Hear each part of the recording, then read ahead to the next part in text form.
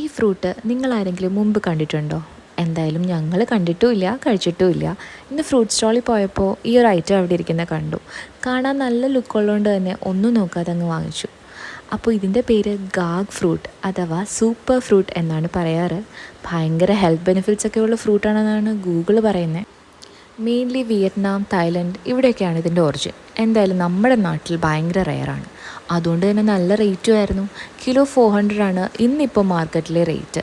ഈ ഒരു പീസിന് ഏകദേശം 320 ആയി. അങ്ങനെ നല്ല വില കൊടുത്ത് വാങ്ങി ഈ ഒരു ഐറ്റം കഴിക്കാനും ഇൻട്രസ്റ്റായി. ഇതെങ്ങനെ ഇരിക്കുമെന്ന് പോലും ഞങ്ങൾക്കറിയില്ലായിരുന്നു. അതുകൊണ്ട് തന്നെ നല്ല എക്സൈറ്റഡ് ആയിരുന്നു.